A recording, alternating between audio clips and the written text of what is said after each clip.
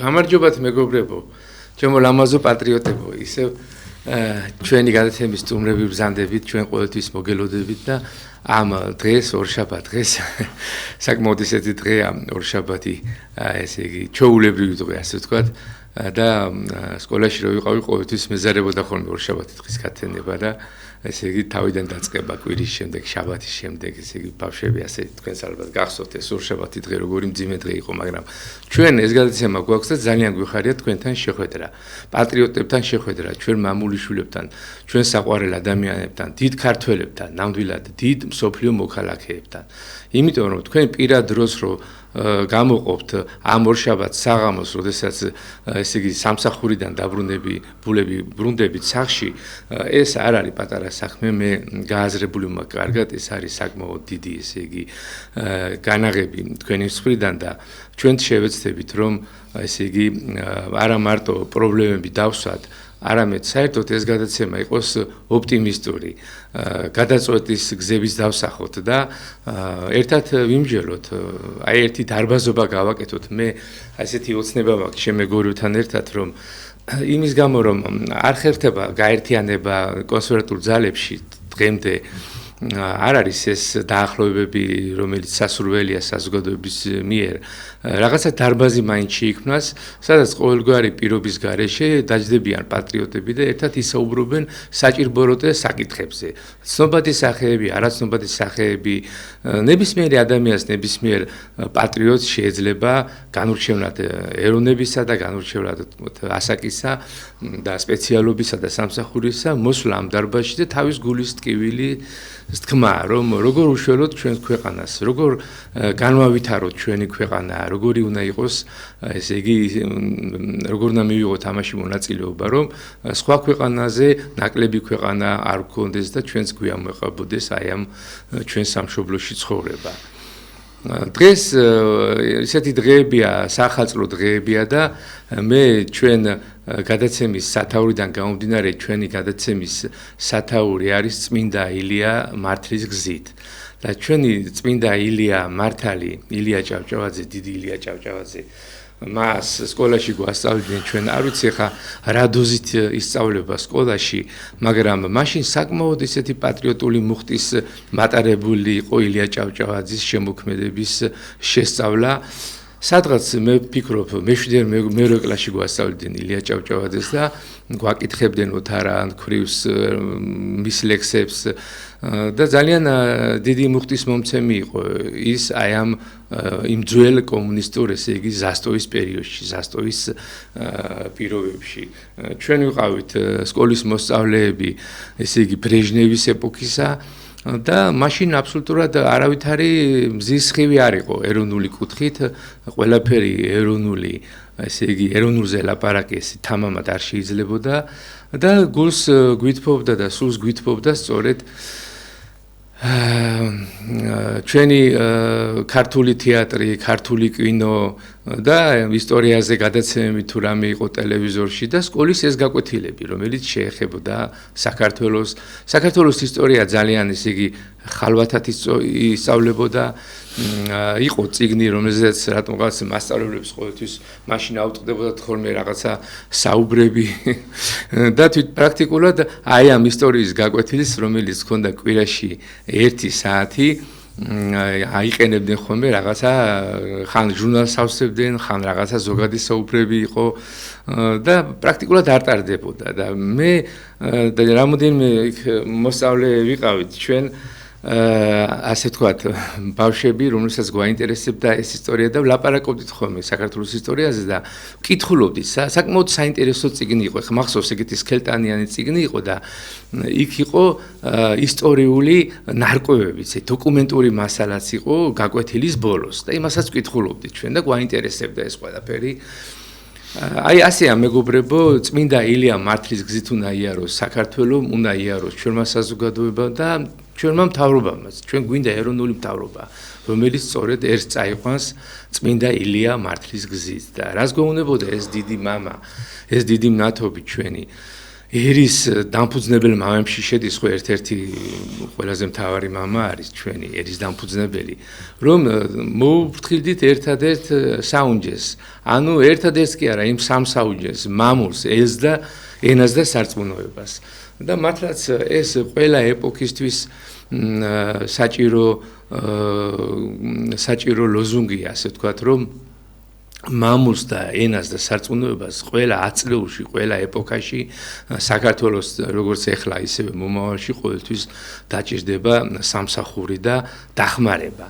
და მე ვერ წარმომიდგენია რომელიმე ორგანიზაცია, რომელიმე პარტია, რომელიმე არასამთავრობო ქართული ეროვნული, რომელიც მამულს, ენას და სარწმუნოებას გვერდში არ დაუდგება და რაღაცა მასონურ, რაღაცა გლობალისტურ კონცეფციებს დაუდგება გვერდში. და სამწუხაროდ ჩვენ ვხედავთ მე ისე მოვიყვან ანალოგებს, რომ რა ხდება, როგორ უტევენ ეს გლობალისტური ორგანიზაციები, როგორ იშიფრებიან ისინი და სულ სხვა თემებს ემსახურებიან, მეგობრებო, აი ამ ეხლა მოდაშია, რა თქმა უნდა, აი ამ გენდერი, სოდომის დამკვიდრება, აი გენდერული თეორიების დამკვიდრება, მათ მოახერხეს ეს ამერიკაში და ევროპაში და ეხლა სწორედ აი პატარა ქვეყნებზე არიან გადასულები ეს პრესი მიუხედავად იმისა, რომ თითქოს რაღაცნაირად შეჩერდა და ტრამპის ჯგუფმა თითქოს ვითომ შეაჩერა, მაგრამ ჩვენ არ ვენდობით გლობალისტებს, გლობალისტია. ჩვენი მემატიანე ყოველთვის გვეუბნებოდა, რომ არ გადაეჩევა მორიელი უკან სიარულს და არც ზაღლი თავისი ნარწყევის ჭამასო. ამიტომ ჩვენ გლობალისტებს არ ვენდობით. რანაირი გარნირიდაც არ უნდა მოვიდეს, მეგობრებო. რანაირი გარნირიდაც არ უნდა მოვიდეს. ამიტომ სწორედ ილია ჭავჭავაძე გულ ატკივებული ახალი წლის პერიოდში ეუბნებოდა თავის ერს გაზეთ ივერიაში ესეთი წერილებს აქვეყნებდა. ეს ტრადიციული წერილი იყო, რა გითხრათ, რით გაგახვაროთ. თავის ერსა ესე გულმოკლულ მოწყენილ ქართველებს ეუბნებოდა, რომ რა გითხრათო, რით გაგახაროთ და იქ საკმაოდ ვრცელად წერდა იმის შესახებ, თუ როგორი მოუწყობელი იყო მაშინდელი საზოგადოება. ეს 1880-იან წლების პერიოდია, როდესაც გაზეთი ივერია აქვეყნებს მის ასეთ წერილებს ინტენსიურად და მისი რედაქტორებით გამოდიოდა ეს გაზეთი. და ილიას უნდოდა, რომ აი ახალი წლის ბოლოს შესჯამება გაეკეთებინა თავისი საყვარელი ხალხისთვის, რომ რა მოხდა კარგი ამ ქვეყანაში, რა მოხდა კარგი მის სამშობლოში და სამწუხაროდ არ იყო მის ხურჯინში, ესე იგი არ იყო ის დოვლათი, რითაც ქართველ ერს გაახარებდა დიდი ილია და დღესაც მე ვიტყვი იმას, რომ ვერ ჩვენ ხურჯინში მოიძებნა რაღაცა ხელშესახები, მეგობრებო, რომ ჩვენი ერი გავახაროთ. რა გავაკეთეთ, ვთქვათ, გინამთავრობამ ცალკე, გინა ჩვენ ცალკე.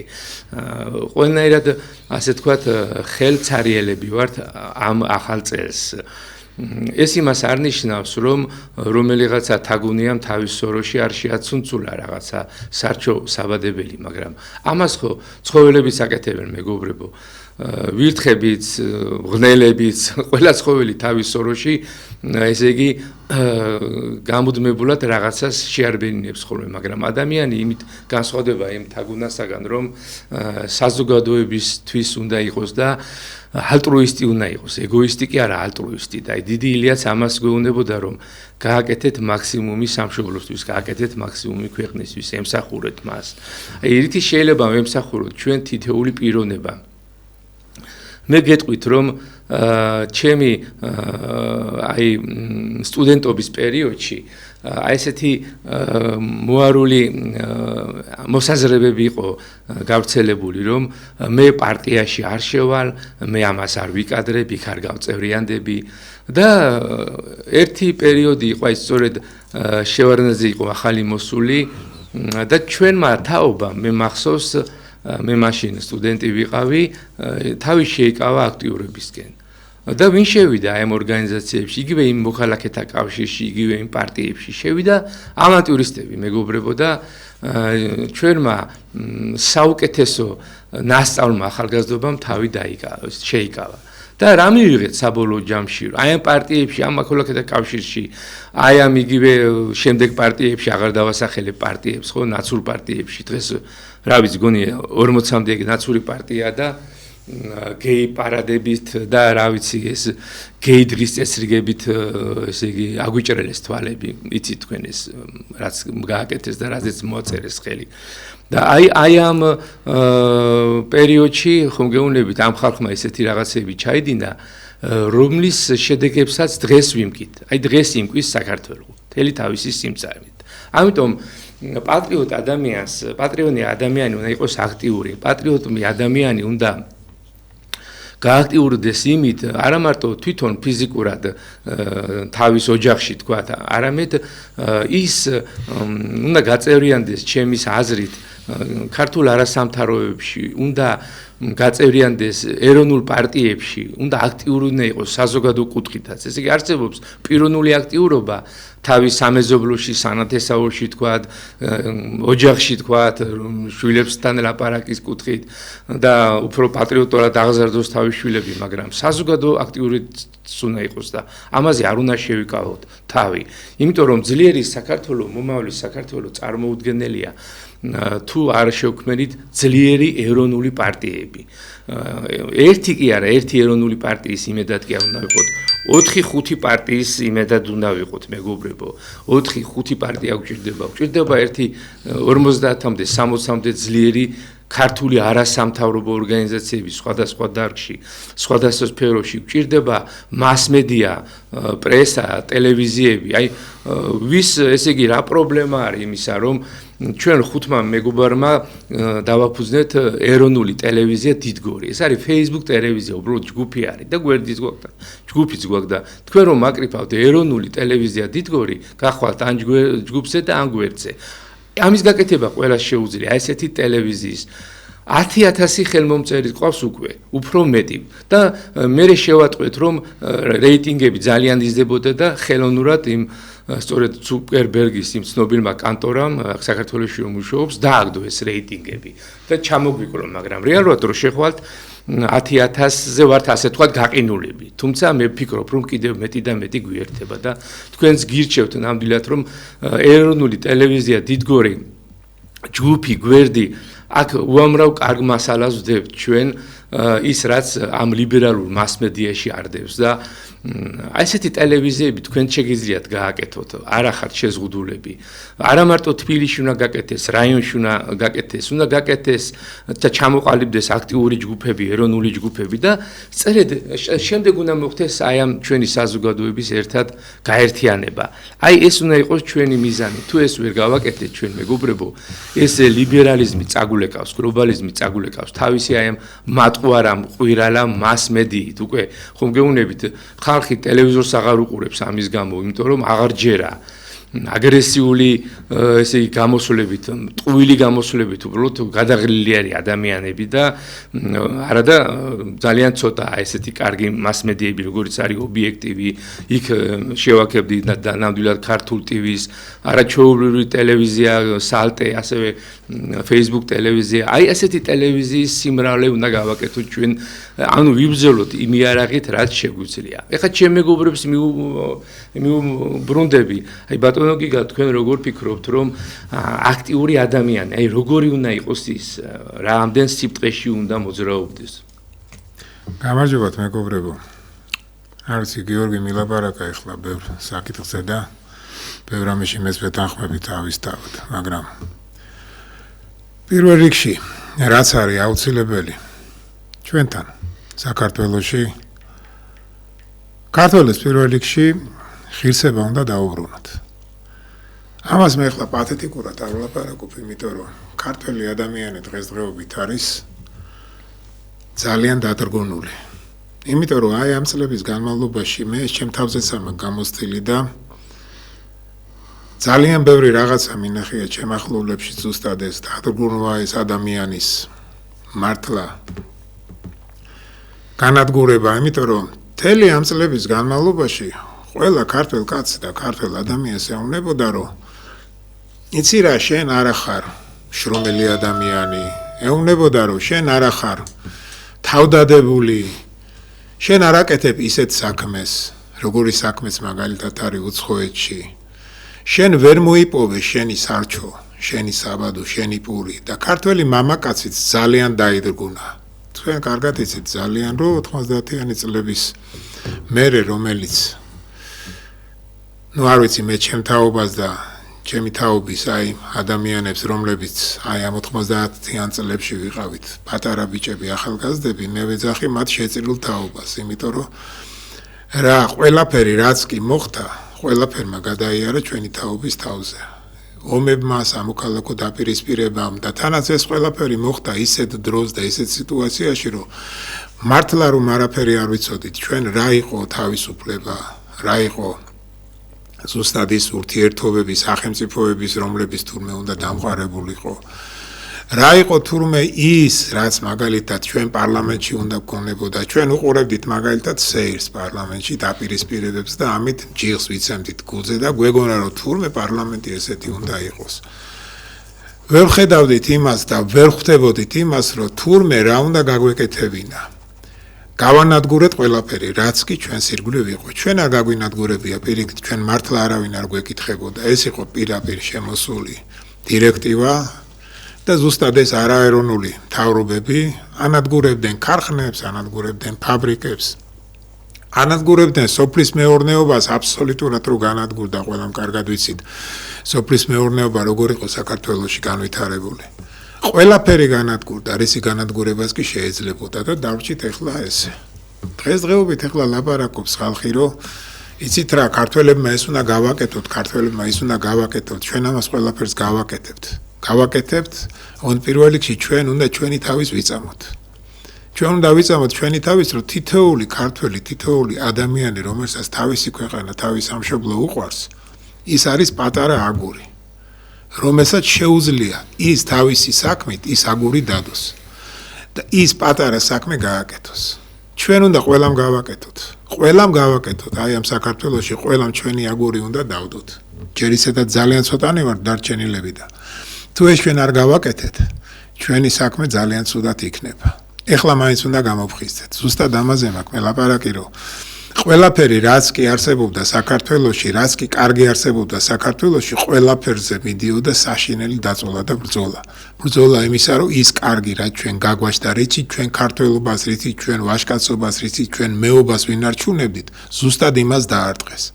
ზუსტად იმას დაარტყეს და ზუსტად იმაზე იყო ლაპარაკი რომ თურმე ჩვენ ყველანი ვართ სუდები მოხდებოდა მართლა ერთი და ორი რაღაცა ცუდი მართლა ხდება საქართველოში მაგრამ ეს ხო მარტო საქართველოში არ ხდება მარტო ის მკვლელობა თუ გინდათ ის ზალადობა ეს ხო მარტო საქართველოში არ ხდება მაგრამ მედიას მიყავდა ისე რომ თურმე ეს ხდება მარტო საქართველოში მიდიოდა მარტო ამაზე ლაპარაკი მთელი ტელევიზიების დღესაც იგივე სიტუაცია დღესაც ამაზე ლაპარაკობენ რომ თურმე პირველი აი დასაწყისში როგორც კი ირთვება ტელევიზიების ანონსი კეთდება რომ ვიღაცამ მოკლა ვიღაცამ დაჭრა და ეს იმხელად ნეგატიური ინფორმაცია არის რომ ყველა ადამიანი იდრგუნება ყველა ადამიანი უკვე სხვანაირად გზნობს თავს და ის რაღაცა გასაკეთებელი რომელიც უნდა გააკეთოს იმაზე ვეღარ ფიქრობს და ზუსტად ეს იყო აი ამათი დავალებაც რომ ეს ქვეყანა ნელა-ნელა აი ზუსტად ამიტომაც გვეცლება ხელიდან დღესდღეობით ყველანი უნდა გამოვხიზდეთ დღესდღეობით ჩვენ ყველამ უნდა ვიწამოთ რომ ჩვენ ვართ ქართველები და ეს ქვეყანა არის ჩვენი ეს ქვეყანა ჩვენ გვაბარია ღმერთმა ჩვენ ეს ქვეყანა მოგცა ჩვენმა წინაპრებმა ამ ქვეყნის გულისთვის სისხლი დაღვარეს ათობით ათასობით და 100,000-ობით მილიონობით ადამიანი შეეწირა ამ ქვეყანას ჩვენ რო დავთვალოთ რა ვიცი ვერც დათვლი იმდენი ადამიანი არის ზუსტად ამ თავშეწირული ამ ჩვენ ქვეყანას და ჩვენ ეს უნდა გავაანალიზოთ ჩვენ უნდა დავფიქრდეთ და უნდა ვთქვათ და უნდა ვიაზროვნოთ ისე რომ რა გვაქვს გასაკეთებელი რითი გადავარჩინოთ ჩვენი ქვეყანა პირველ რიგში რაც მთავარია და რაც აუცილებელია ერთმანეთის სიყვარული უნდა ვისწავლოთ ამაში არის ჩვენი ძალაც ამაში არის ჩვენი აი ყველაფერი რა იმიტომ რომ არავინ არ თქواس რა და ვერავინ კიდე ერთხელ ვამბობ ყველას გვაქვს ჩვენი დანაშაული ყველას გვაქვს ჩვენი ცოდვა ჩადენილი ყველას იმიტომ რომ ჩვენ ვართ ადამიანები იმიტომაც დავდივართ ეკლესიაში რომ ის ცოდვები მოვინანიოთ ღმერთმა ჩვენ ეს პატივი გვცა და ღმერთმა მოგცა ჩვენ იმის ძალა რომ ჩვენ მოვინანიოთ ეს ცოდვები და აღარ გავაკეთოთ მომავალში ჩვენ ქვეყანას ჭირდება ადამიანები რომლებიც ყველანი ვინც კი არიან სულ ამაზე მაქვს ლაპარაკი რომლებსაც საქართველო უყვართ მე არ ვლაპარაკობ ოდიზიურ ფიგურებზე, რომლებსაც საქართველოს არ უყვართ და არც საინტერესებთ საქართველოს გარწყინდება, არ გარწყინდება, ბედნიერი იქნება მოსახლეობა, არ იქნება ბედნიერი. ჩემთვის მიუღებელია ყველა ის ადამიანი, რომელიც კორუფციაში არის, მონაწილეობს, იმიტომ რომ ჩემთვის ის ადამიანი არის ჩვეულებრივი შადიმანი, მოღალატე. რომელსაც მართლა არ ვიცი რა, როგორ სამშობლოს მოღალატეს მე პირადად ისე გავასამართლებდი. იმიტომ რომ იმან რაც დღეს საქართველოში ხდება, თურმე ხდებოდა და ჩვენ რომ არ ვიცოდით, ეს იყო კატასტროფა. მე არ ვიცი თურმე ჩვენ იმისთვის ვიბრძოდით, რომ თურმე ეს ოდიზური ფიგურები ამას აკეთებდნენ და ჩვენ ეს არ ვიცოდით, ხო? ბევრმა ვიცოდით, მაგრამ უბრალოდ ამაზე არ ვლაპარაკობდით. დღეს გაერკვა თურმე რომ ის ფასები თურმე მომატებულია, წამლების ფასები თურმე მომატებულია ყველაფერი, მაგრამ ეს ნელა-ნელა ჩვენ აქამდე მიგვიყვანეს. იმიტომ რომ ჩვენი ღირსება დავკარგეთ. აგერ ახლა საფრანგეთში მაგალითად რა ხდება, ხო? გამოვიდნენ ფერმერები და ხელშეკრულება, რომელიც დადეს მაგალითად სამხრეთ ამერიკის ქვეყნებთან სახელმწიფო, რომლებიც ამათ პირადად ეხება, გამოვიდნენ და ისეთი უბედურება მოუწყვეს. სულ გაწუწეს პოლიციაც, შენობებით, საშინელი ფეკალიებით. იმიტომ რომ ისინი თავისას იცავენ. ჩვენ რა დაგვემართა ხალხო. ყოველდღე მართლა თავში გვირტყავენ, ყოველდღე რაღაცას გვიძვირებენ, ყოველდღე რაღაცით უზღუდავენ და ხმას არ ვიღებთ. იმიტომ რომ ჩვენ ღირსება დავკარგეთ და ეს ღირსება უნდა დავიბრუნოთ. ღირსების დაბრუნება არის ჩვენი ის, რაც ჩვენ ყველაზე მეტად გვაკლია. და უნდა ვიცოდეთ და უნდა გავაგებინოთ სულ ყველას, ჩვენ ვართ ქართველები. პირველ რიგში უნდა გაიგოს ჩვენო მთავრობა, რომ ჩვენ ქართველები ვართ. ჩვენ ვართ ადამიანები, რომლებსაც აი ეს ქვეყანა გვაბარია. და არა ვიღაცა 1-5-10-15 კაციან ჯგუფს, რომელიც დღესდღეობით ამას მართავენ და რასაც უნდა იმას აკეთებენ. ნუ რას უკაცრავათო რა იცოდა ერთმა ოდიოზურად მეტმა ფიგურამ და იმის სიტყვას გავიმეორებ. მართლა ვერაფერს ვერ გააკეთებთ რა. თუ თქვენ ჩვენ არ დაგიდეკით გვერდით. და ერთი რაღაცა იცოდეთ კიდე რომ ეს ხალხი რომელიც დღესდღეობით კიდე თქვენს წინააღმდეგ გამოდიან, იმიტომ გამოდიანო თქვენ რაღაცებს მალავთ და რაღაცებს აკეთებთ, ხო ცუც. აი იმ ხალხზე დგას დღესდღეობით კიდე საქართველო. ამ ხალხს მოუფრთხილდით და ცოტა დაუკვირდით, ვის ეომებით, ვის ებრძვით.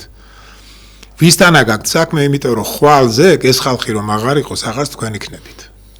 ეს იცოდეთ რა და კიდე არის ბევრი სალაპარაკო აქ, მაგრამ ამ ცხოვრებაში ახლა ლაპარაკი არ არის, მთავარი არის რომ ჩვენ ცოტა დავფიქრდეთ ჩვენ თავზე და ჩვენი ქვეყნისთვის ჩვენ თვითონ რას ვაკეთებთ, აი ამაზე უნდა ვიფიქროთ. ღმერთმა დაგლოცოთ ხალხო, მე წინასწარ მინდა მოგილოცოთ სულ ყველას შობა ახალი წელი. ჩვენი გადაცემა გიორგი იტყვის მერე, მაგრამ მე ჩემს სიტყვაშიც ვიტყვი, რომ ხვალ მომავალ უშაბათს არ გავა, იმიტომ რომ ახალი წელი იქნება და ახალ წელს ყველა თავის ოჯახში შეხვდება და კიდე ერთხელ მინდა რომ აი ახალი წელი მოვა, ახალი შობა მოვა, აღნიშნავთ სულ ყველა და სხვანაირი ცხოვრება უნდა დავიწყოთ მომავალი წლიდან. მე იმედი მაქვს რომ ესეც იქნება რა და ჩვენ გავიმარჯვებთ აუცილებლად. ეს მინდოდა მეთქვა. ნამდვილად ბატონო გიგა, ჩვენ გავიმარჯვებთ, ეს ძალიან კარგი სიტყვა არის, იმიტომ რას ნიშნავს ჩვენ ქართველი ერი გაიმარჯვებს. ჩვენ ყველა უნდა გავიმარჯვოთ. ჩვენი შვილებია ყველა, ვინც კი არის, რა სფეროშიც არ მუშაობს და სადაც არ უნდა იყოს, აქ თუ ემიგრაციაში და ჩვენ უნდა ერთმანეთს გავამარჯვებინოთ და ჩვენ უნდა შევთანხმდეთ ერთ რამეზე, რომ ყველას გვჭირდება ეროვნული მთავრობა. ეროვნული მთავრობა უნდა მოვიყვანოთ არჩევნებით. წესიერი მთავრობა, ალბათ ამ ეროვნული მთავრობის მოყვანას სარჩულად ექნება ის, რომ პარლამენტი აი ამ არჩევნების ფონზე იქნება ჭრელი, სხვადასხვა, ესე იგი პლასტის, მოსახლეობისა და საზოგადოების ფენის პლასტის, ესე იგი ინტერესების გამომხატველი და დამცველი. მათ შორის ის ლიბერალებიც დაიკავებენ ალბათ იმ პარლამენტში რაღაცა პროცენტს, მე დარწმუნებული ვარ, რომ ეს იქნება პატარა პროცენტი, არა ისე გაბერილი, როგორც წინა ესე იგი მთავრობებს ჰქონდათ ეს პარლამენტები. საზოგადოების უმეტესი ნაწილი მე ვფიქრობ არის ეროვნული, არის კონსერვატორული და სწორედ აი ამ კონსერვატორული საზოგადოების დომინირების ფონზე იმუშავებს ჭრელი პარლამენტი, მომავალში მე დიდი იმედი მაქვს, რომელიც ასახავს ყველა მოქალაქის ესე იგი მისწრაფებას და გააკეთებს და ჩაატარებს იმ რეფორმებს, რაც ასე წყურია დღეს საქართველოს. ბატონო ვაჟა, რა სიტყვით ამ თემაზე, ესე იგი ეროვნული მთავრობა, გვინდა არ გვინდა, როგორ არის საქმე? მოგესალმებით ჯერ აუდიტორიას, მოგესალმებით დიდო ქართველებო და დიდო მსოფლიო მოქალაქეებო. რაც შეეხება ეროვნულ მთავრობას, რა თქმა უნდა, ყველა მიესალმება. მაგრამ მე მაინც გონია, რომ ის წინა გადაცემებში რა ჩვენ პოზიციას ჩამოვაყალიბეთ, თუ არ დაუბრუნდით ჩვენ და არ შემოვიტანეთ ჩვენ ცხოვრებაში ჩვენი მაღალი ზნეობრივი ფასეულობები, რა თქმა უნდა, არც ეროვნული მთავრობა იქნება, ჩვენ გვყავდა ეროვნული მთავრობა ზოგადად გამსახურდიას პერიოდში, მაგრამ იქ საკმაოდ ნაკლები რწმენა აღმოაჩნდა მრავალ იმ პარლამენტის თუ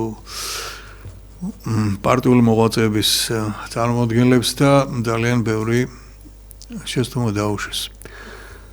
ამიტომ ჩვენ უნდა გავაერთიანოთ ეს ეროვნული საკითხები, რა თქმა უნდა, მხოლოდ ზნეობრივ, ღვთაებრივ პრინციპების მატარებელ ადამიანებთან. თუ არ იქნება უფალი, იქ არც ეროვნული მთავრობა იმუშავებს და არც ეკონომიური მთავრობა. ანუ ქვეყანას აშენებს ღვთისა და ერის მადიდებელი და მსახური ხალხი და არა ეროვნული ხალხი.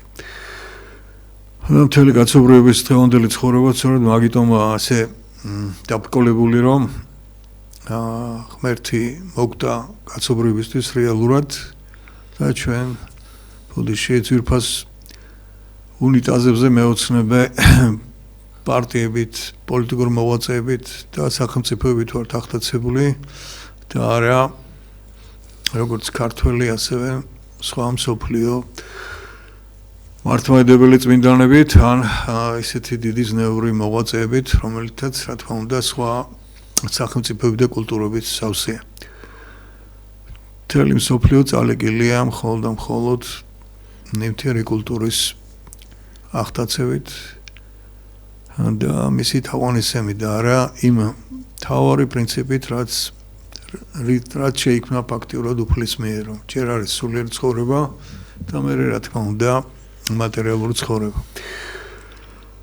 მე მგონი ჩვენ შევთანხმდით წინაზე, რომ თუ ჩვენ გვინდა სახელმწიფო, უნდა ვისარგებლოთ ამ მართლმადიდებლური იდეოლოგიიდან გამომდინარე იმ სიწმინდეებით, ორი დიადი მცნებით, 9 ნეტარებით და 10 მცნებით, ასევე ილია ჭავჭავაძის მოწოდებით, რაც თქვენ ბრძანეთ და მე დავამატებდი კიდევ გახსენებდით, რომ პატრიარქის მოწოდებაც ღმერთი სამშობლო ადამიანი, ანუ მოყვას. ამის გარეშე არავინ თარი ეროვნული მთავრობა და არავით არის წარმატებული მთავრობები არ იქნებიან. ჩემი განმსახედიდან ასეა.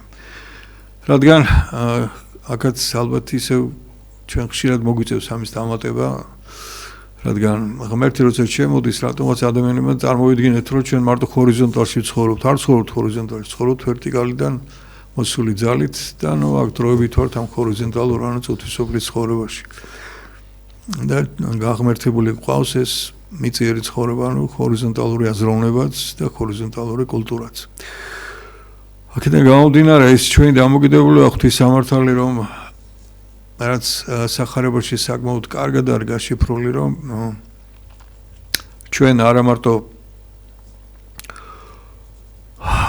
ჩვენი საქმიანობით, ფიქრით, აზროვნებითაც კი არ უნდა ვიყოთ ცოდვილები და უნდა შევეცადოთ ვიაროთ ღვთის გზაზე. და ეს არა მარტო სახარებისეული მოწოდება, არამედ ჩვენ გავხსენეთ წინა გადაცემებიდან კიდევ ჩვენი უდიდესი მეფეები, თუნდაც გაგახსენებთ ერთ მომენტს, ვახტანგ გურგასალს, მის ანდერს ეძებდეთ ქრისტესთვის სიკვდილსაო. ანუ თუ საქართველო არსებობდა და იარსებებს, ჩვენ გვინდა ქრისტიანული მართლმადიდებლური საქართველო, სადაც იქნება, რა თქმა უნდა, დიდი სულიერება პირველ რიგში და მე რა თქმა უნდა ელემენტარული მატერიალური კეთილდღეობაც, რადგან ოქრო და ბრილიანტი, რა თქმა უნდა, იმ დიდ სულიერებას და იმ დიდ სამყაროსეულ სიყვარულს არ ბადებს, ჩვენ კარგად ვხედავთ სხვა რელიგიებში და კულტურებში, როდესაც ჩაურმავდებით, რომ ისინი და მათი მოსახლეობა არ არის ბედნიერი და რატომ არ არის ბედნიერი, რადგან იქ სრული სიყვარული არ არის, რასაც ჩვენ თავაზობთ მათ. და თქვენის ნებართვით მე ისევ თუ ნებას მომცემდით არა მარტო ეროვნულ მთავრობაზე, არამედ ისევ სკოლაზე ვიტყოდი ერთ-ორ სიტყვას, რადგან ის ეროვნული მთავრობაც, ის ეროვნული საკაცობრიო მომავალიც, კეთილი მომავალიც მხოლოდ ისევ და ისევ ჩვენი შვილებით, შვილიშვილებით უნდა შეივსოს, მაგრამ დღეს ჩვენ წინაზე კი ვისაუბრეთ სკოლაზე, მაგრამ თლად ისე მთლიანობაში ვერ აღვიქვით და ვერ წარმოვადგინეთ სკოლაში არსებული პრობლემები, რა თქმა უნდა, ახლა ეს ჩემი პროფესიაა და ეს იღრმები მე უფრო ვიცი ვიდრე თქვენ, მაგრამ თუ ნებას მოცემთ ერთ-ორს ვიტყოდი მაგალითად, რომ ჩვენ ბავშვებს ვდით, როგორ იცით, კიდევ გაგახსენებთ, თქვენც კარგად მოგიხსენებათ, რომ ბავშვებს აქვთ უფლებები და არ აქვთ მოვალეობები. ანუ ჩვენ შევატრიალეთ იმ ღვთაებრივ აცნებაში არის რა პატივი ეცი მამასა და დედასა შენსაო. რა თქმა უნდა, თუ ბავშვი ამ გზნობით არ აღზარდეთ, არ განვიშჩოლეთ, მაგრამ სასკოლო ცხოვრებაში ახლა არის პირიქით. მასწავლებელი არის დამცირებული, ფაქტიურად მისი იმიჯი დასუსტებული და წინ წამოწეულია, რომ თურმე ბავშვს მასწავლებელმა რაც უნდა დამსახურებული იყოს, არ უნდა მიუთითოს სორგზაზე, იმ კეთილ გზაზე, არა მარტო აღზრდის კუთხით, არამედ თუნდაც საგანმანათლებლო კუთხით. ასეთი ბავშვები ჩვენ წარმატებას ვერ მივაღწევთ. ასევე ძალიან დიდ პრობლემად ვიმაჩნია სკოლაში კიდევ ერთი რამე.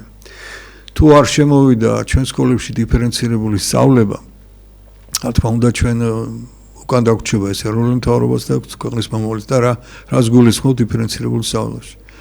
პედაგოგი, რომელიც მოწოდებულია, რომ შეასრულოს თავის მოვალეობა ძალიან მაღალ დონეზე, მას არ ეძლევა საშუალება, რადგან ბავშვების ძალიან დიდი პროცენტი ფაქტიურად მე-7 კლასიდან არ არის ორიენტირებული სწავლაზე და მას ხელს უშლიან. ამიტომ თან დირექცია, ну სხვა ინსტრუქციები და დადგენილები და გამომდინარე ითხოვს, რომ აი სელქი ბავშვებიც კი, რომელსაც სწავლა არ უნდა, მათ წარმატებას უნდა მიაღწიონ სწავლაში. არ უნდა იმ ბავშვს სწავლა, რა ქნას ან დირექციამ და ან მასწავლებელმა. ამიტომ ჩვენ თავაზობთ ასეთ რამეს, მე და ბატონ გიორგის ჰქონდა ერთი 3 წლის უკან გადაცემა პედაგოგიკაზე, მე მაგალითად მოვიყვანე კომაროვის სკოლას, სადაც ასე სუსტ ბავშვებს საერთოდ არ აჭაჭანებენ. გასაგებია, ახლა კომაროვს თავისი სპეციფიკა აქვს მიმართულება, მაგრამ შეიძლება ჩვეულებრივ სკოლაშიც გავაკეთოთ და რა კუთხით. შეიქმნას ძლიერი კლასები, შეიქმნას სუსტი კლასები და ორივე კლასში იყოს მობილობა, თუ სუსტი კლასიდან ვინმე გაძლიერდება და ენდომეოსრული თავისი წარმატებით გადავიდეს იმ ძლიერ კლასში, ხოლო თუ იმ ძლიერ კლასიდან ვინმე მოუკლებს სწავლას, ის გადავა იმ სუსტ კლასში. და დამიჯერეთ ჩვენ ამაზე მაშინ საკმაოდ კარგად ვიფიქრეთ, დაახლოებით 10 წელიწადში ჩვენ მივახცეთ არნახულ წარმატებას. თუ ახლა ერთი კომაროვი და ვეკოა სკოლა ქმნის მთელს ქვეყანაში რაღაც ფონს და გენიუსებს დის, მე შემიძლია დავიჯდებით გითხრათ, საკმაოდ დიდი სტაჟი მაქვს სკოლაში მუშაობის. დაახლოებით 25% ჩვენ ყავს გენიალური ბავშვები სკოლაში, მაგრამ ჩვენ მას ამ სხვა დადგენილებებით და შეზღუდებით ვერ პატრონობთ და ვერ ვაძლევთ მათ იმ განათლებას, რასაც მათი დონე და მათი მაძიებელი სულით ხოვლოს, რადგან ჩვენ არ გვაქვს უფლება მთელი ყურადღება უნდა მივაპყროთ ჯერ გაკვეთილის ხარისხი უნდა შევინარჩუნოთ, მე ასე მთელი ყურადღება უნდა მივაქციოთ იმ ბავშვებს, რომელსაც ფაქტიურად სწავლის არავითარი სურვილი არ აქვს და ძალიან ჩამორჩენილები არიან. აი ამ მდგომარეობით ასე დამოკიდებულებით განათლების სისტემისადმი არ ვიცი რატომ მივედით, მაგრამ სამწუხაროდ მისული ვართ აქამდე, პედაგოგებს რაც შეუძლია მაქსიმუმს აკეთებენ, დირექციებიც რა თქმა უნდა ცდილობენ რაღაც შუალედური რგოლი დაიკავონ, მაგრამ წინ მაინც წამოწეულია ის ფაქტი, რომ აი ამ სუსტ ბავშვებს უნდა მიეხედოს და არა იმ ნიჭიერ ბავშვებს, რომელიც ქვეყნის მომავალია. აი აქედან გამომდინარე, ჩვენ ვარღვევთ კიდევ თავარ იმ პრინციპს, რომ ბავშვი, რომელიც არ იმსახურებს ყურადღებას, არ იმსახურებს იმ სერიოზულ ზრუნვას, რა თქმა უნდა, შესაბამის რეაგირებასაც ვერ ახდენს სკოლის სახელმწიფოს მხრიდან და ჩვენ ამ თაობებს კარგავთ როგორც კარგი მონაცემების ბავშვების თაობას, ასევე რა თქმა უნდა, ის ბავშვები შეიძლება რაღაც სახელოვნებო სკოლებში გადანაწილდეს, შეიქმნას ის რაღაც ქსელი და იმ ბავშვებს ჰქონდეთ საშუალება, რომ თავისი ნიჭის შესაბამისად კი არ დაიკარგონ, კი არ დამცირდნენ ცხოვრებაში, არამედ მოეძებნონ თავიანთი მოწოდება, ეს სკოლების განათავისუფლონ თავიანთი ნაკლები აქტიურობით სადაგამო და მისცენ იქ დარჩენილ ნიჭიერ ბავშვებს საშუალება, რომ თავიანთი ცოდნა საკმაოდ მაღალ დონეზე წარმოადგენენ, ხოლო იმათ აითვისონ ის ხელობები და ცხოვრებაში თავიანთი ადგილი დაემკვიდრონ. და მე ვიტყოდი, რომ აქედან გამომდინარე ჩვენ წეღანაც შევნიშნე, რომ საოცარ წარმატებას მივაღწევთ, რადგან ძალიან დიდი ნიჭიერებით სავსეა ჩვენი სკოლები ჯერჯერობით და ხვალზე როცა ამ ბავშვებს თუ დავანახებთ, რომ ჩვენ მათზე ნიჭიერ ბავშვებს გულისხმობ, სერიოზულად ზრუნავთ, რა თქმა უნდა, ისინიც უფრო მაღალ წარმატებებს მიაღწევენ და ქვეყნისთვისაც ფიქრობ ძალიან კარგი იქნება. აი ეს მინდოდა მომახსენებინა როგორც ეროვნული თავრობის თვალსაზრისით, ასევე ქვეყნის წარმატების თვალსაზრისით და ეს ჩვენი წარმატება რა თქმა უნდა აისახება არა მარტო ჩვენ ქვეყანაში, არამედ იქნება სოფლიოსთვისაც კარგი, რადგან ქართველებს ამის პოტენცია ნამდვილად გააჩნია. მადლობა ბატონო ვაჟა. ნამდვილად ეს 3-4 გადაცემა ფიქრობ, რომ უნდა ეს სერია გადაცემების უნდა მიუძღვნათ ჩვენ მეგობრებო განათლების სისტემას, საერთოდ რეფორმას განათლების სისტემაში და როგორ ხედავთ ჩვენ აი ამ განათლების სისტემის რეფორმას ჩვენი კუთხე, ესე იგი ხედვის. ბევრ თემებზე შეიძლება ლაპარაკი. ეხლა აი ბავშვთან დაკავშირებით მე ჩვენი ბავშვობა და ყმაწვილკვაცობა მახსენდება, ბატონი გიგას დამეს თანხმება. სკოლის მაღალი კლასები, მე-9-10 კლასები და შემდეგ ინსტიტუტის წლები, მაშინდელი, ეს პრინციპში გარდამავალი პერიოდი იყო საბჭოთა კავშირისა და შემდეგ ეს პერესტროიკა და საბჭოთა კავშირის გრევის პერიოდი, ეს წლები იყო პრაქტიკულად ჩვენი ახალგაზრდობის წლები, საკმაოდ მძიმე წლები. 80-იანი წლებიდან დაწყებული 90-იანი წლებით დამთავრებული. ისეთ პერიოდს დაემთხვა ჩვენი ახალგაზრდობა, ქარტეხილებისა და გარდატეხების წლები იყო და საინტერესო ის იყო, რომ დასავლეთზე როგორი წარმოდგენა გქონდა. პრაქტიკულად, რასაც საბჭოთა კავშირში პროპაგანდა გვეუბნებოდა ჩვენ დასავლეთზე არ გვეჭერა, მიუხედავად იმისა, რომ გვეუბნებოდნენ, რომ არის მაგალითად აი ამერიკა რო ავიღოთ, არის რაღაც გამოვალი უმუშევრობა, არ გვეჯერა რომ არსებობდა უმუშევრობა, იმიტომ რომ ვერ წარმოგედგინე ესეთი რამე. საბჭოთა კავშირში ეს ცნება, ესე იგი, მიღებული არ იყო, ხალხს არ ესმოდა ეს, რომ თქვათ ამერიკაში იყო პროპაგანდა ასეთი საბჭოთა კავშირში ამერიკის შესახებ, რომ უამრავი მოსახლეობა არის ბანკის ვალში, კრედიტში, თქვათ, კრედიტით კარგავს ბინას, მიწას, ყველაფერს. რომ არსებობს რასიზმი ამ ქვეყანაში, არც ეს გვეჯერა, არსებობს ამ ქვეყანაში ტოტალური უსახკარობა, არც ეს გვეჯერა. საშინელი კრიმინალი, არც ეს გვეჯერა. მოკლედ, ადამიანები ცხოვრობენ ქუჩებში, ცელოფნის პარკებში, ხიდების ქვეშ. აი ესეთი პროპაგანდა იყო პრაქტიკულად საბჭოთა კავშირის პროპაგანდის არ უჯეროდა, მაგრამ შემდგომში, როდესაც ესე იგი მთელი მოსახლეობა ჩავიდა ამ ქვეყნებში და ეს ინფორმაციის გაცვლა გამოცვლა დღესაც ხდება, არსებობს YouTube, არსებობს უკვე პირდაპირ შეგიძლია Google-ის საშუალებით ლოს-ანჯელესის და კალიფორნიის ქუჩებში გაიარო და დაათვალიერო ის ქუჩები, ისეთნაირად წავიდა ეს ტექნიკა. მივხვდით, რომ სულ სხვა ქვეყანაა, რომ ჩვენი ეს ცისფერ სათვალეებში ნაოცნებარი ამერიკა, პურიტანული ამერიკა, სადაც მაშინ ამერიკელებს უნდა ვაღიაროთ, რომ ქონდათ პურიტანული ოჯახი და ოჯახის კულტი იყო და ეს მაინც ქონდათ შერჩენილი და დღესაც შეჩათ ამერიკულ ოჯახებს ეს პურიტანობა, მაგრამ სამწუხაროდ აი ამ გენდერული პროპაგანდის მოზღვევებამ დასცა ეს ქვეყანას ნეობრივად და დღეს ბევრი ქართული ოჯახი ბრუნდება ამერიკიდან, ბევრი ევროპული ოჯახი ემიგრანტები ბრუნდებიან ისე უკან ევროპაში, იმიტომ რომ ისინი ამბობენ, რომ ჩვენ ვერ გავზდით იქ შვილებს, ვერ გავზდი მე ჩემ შვილს იქ, სადაც არის დიდი საშიშროება, რომ შეიჭრას სკოლაში რაღაცა მანიაკი და გადაწყილოს მთელი კლასში და აქ ამ უბდავიდარებაში ჩემი შვილიც მოხდესო. და ამავე დროს ბავშვი მოვიდეს, თქვათ, უცებ სქესს შეცვლილი, თქვათ. ან ესე იგი ის თამასა, ზნეობრივი თამასა, რაც ყველა ოჯახს აქვს, რაღაცა გარკვეული ზნეობრივი კრიტერიუმები, იმ კრიტერიუმს, თქვათ, ის შტატი, ან ის ქალაქი, ან ის სკოლა ვერ პასუხობდეს, ასე რომ ეგრეთ წოდებული girlfriend-ის და boyfriend-ის ესე იგი პოლიტიკა, ასე ვთქვათ, ჭყალებში, რაც უკვე იქ თურმე 12-13 წლიდან იწყება უკვე პრაქტიკულად ვერ აკონტროლებენ ამას მშობლები. ასე რომ თუნდაც ეს ზნეობრივი თამასის ასეთი ჩამოსვლა საშინელი, ესე იგი განხილვა მოახდინა როგორც იქაური მოსახლეობის, ასევე ჩვენი მოსახლეობის. მე იმას ვიტყოდი მეგობრებო, რომ საერთოდ ისეთი პროცესები მიდის, რომ ჩვენი შვილები და საერთოდ მომავალი თაობები გადასარჩენია ყველა ქვეყანაში. იმიტომ რომ პრაქტიკულად აი ამ ქაოსისა და უზნეობის ფონზე ალბათ მე ისეთი რაღაცა ვაკუუმი შეიქმნება, რომ კი ვარ შევიძენთ ერთმანეთს, არამედ უფრო დავკარგავთ, თუ რაღაცა სტაბილიზაციები არ მოხდა ამ ქვეყნებში. აი რა სიტყვით ბატონო გიგა, ზნეობრივი თამასა სანამდე შეიძლება ჩამოვწიოთ აი ამერიკასთან და ევროპასთან მეგობრობაში. სად არის ის ზღვარი?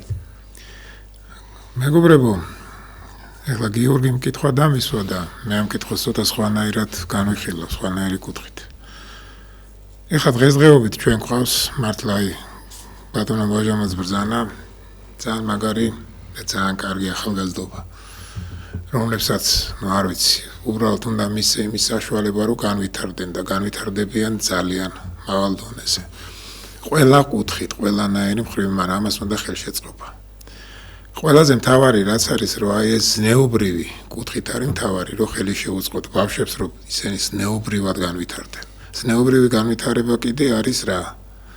რომ მათ უნდა უყვარდეთ თავიანთი გვერდით მყოფი პირველ რიგში. მათ უნდა უყვარდეთ თავიანთი ოჯახი. მათ ოჯახი უნდა დააყენონ პირველ ადგილზე. იმიტომ რომ ოჯახიდან ხდება ყველაფერი. ოჯახიდან იწყება ზუსტად იმ ბავშვის აზრდის ის საფუძვლები, რომელიც საფუძველიც აუცილებელი არის ყველა ბავშვისთვის. აუცილებელი არის პირველ რიგში, მაგრამ ამის მაგალითი უნდა მივცეთ ჩვენ. მშობლებმა უნდა მივცეთ. დღესდღეობით რაც ხდება, ყველამ კარგად იცით, ხო? ოჯახები ინგრევა, პროცენტულად იმდენი ოჯახი ინგრევა, რომ არ ვიცი. კატასტროფა ხდება საქართველოში. ეს ყველაფერი მოიტანა ზუსტად იმ გენდერულმა თეორიებმა, იმ ფემინურმა თეორიებმა, ვითომ ფემინისტები და ქალი ვითომ საქართველოში დაჩაგრული იყო და ეს იყო ყველაფერი აბსურდის თეატრი, რომელზეც უბრალოდ ვიღაცეებმა ფული გააკეთეს და ხელი მოითფეს და ეს თეორიები შემოგტენეს ჩვენ. და დღეს გვეუბნებიან, რომ თურმე ქალი დაჩაგრული იყო და არა და ყველაზე ბედნიერი მე ვიცი. ჩემ ოჯახშიც და ჩემს ირული ვინც კი იყო, ყველაზე ბედნიერები იყვნენ ის ქალებატონები, რომლებიც ჩვენ თავზე გვეხვეოდნენ. და ისინი რო იყვნენ ბედნიერები და ისინი რო იყვნენ კარგად, იმიტომაც იყო, რომ ის ადამიანები საოცარ ვაჟკაც ბიჭებს და გოგოებს დიდენ. ამაზე აქ ლაპარაკი. როცა ის ქალიც და კაციც იქნება ბედნიერი, ყველაფერი იქნება კარგად. ამიტომ ერთ რაღაცას ვთხოვ მე ჩემს უფროს თაობას, მე ესე ვიტყვი ჩემს უფროს თაობას, ვეძახი მე ჩემ თაობას და იმ დედებს და მამებს, რომლებსაც შვილები ყავს. რომ შვილებს მივხედოთ, შვილებს ვასწავლოთ სიყვარული პირველ რიგში. რომ არ არის მთავარი ის, რომ შვილი იყოს კარგად ჩაცმული, კარგად დახურული, მთავარი არის, რომ კარგად და ჩაცმული იყოს შინაგანად. შინაგანად იყოს ის სუფთა, შინაგანად იყოს კეთილი, მას შეეძლოს სიყვარული და მთავარი რაც არის, რომ თუ შეგვეძლება ყველანაირად უნდა ვცადოთ, რომ ბავშვები ვატაროთ ეკლესიაში. რომ ისინი გავზარდოთ ქრისტიანებად. ჯვრის ჩამოკიდება არ არის მთავარი ქრისტიანობა. ქრისტიანობა უნდა იყოს სულში, გულში და იმას მოაქვს ის სიყვარული, ის სეკეთე, ის ბედნიერება, რომელიც ქართველი კაცისთვის აუცილებელია. ეს არის ჩვენი გადარჩენის ფორმულა. აი ამას გთხოვთ მომავალი წლიდან მაინც რომ მივხედოთ ჩვენ შვილებს ამ კუთხით. ორი წუთი გაქვთ რომ ახალი წლის მილოცვა და თქვენი ეს პოზიცია შეჯამება. ჯერ ახალ წელს მიულოცო. მრავალ შობა ახალ წელს დასწრებულიყავით, პაციულო აურებლებო და ყოველივე სიკეთეს გისურვებთ, რაც შეიძლება ადამიანმა გისურვოთ. და თქვენ ნებას მომცემდით ერთ პატარა ჩანართს გავაკეთებდი. როგორც ხელისუფლებისადმი ალბათ ვიღაც წარმომადგენელი მაინც უყურებს ამ გადაცემებს. ძალიან გთხოვთ გაანალიზდეს რა ხდებოდა ბოლო 2 წელი რუსთაველზე. რა თქმა უნდა ჩვენ ვაყენებთ და კიდევ არ დავზრდებით, ყოველთვის ამოვაყენებთ, რომ ქვეყანაში უნდა დაბრუნდეს ღვთის სამართალი, ანუ უფალი უნდა იყოს ჩვენთან არა მარტო ეკლესიაში და ჩვენ ეკლესიაში გაგვახსენდეს ის, არამედ ყველგან, როგორც ოჯახებში, ასევე საზოგადოებრივ მოღვაწეობაში.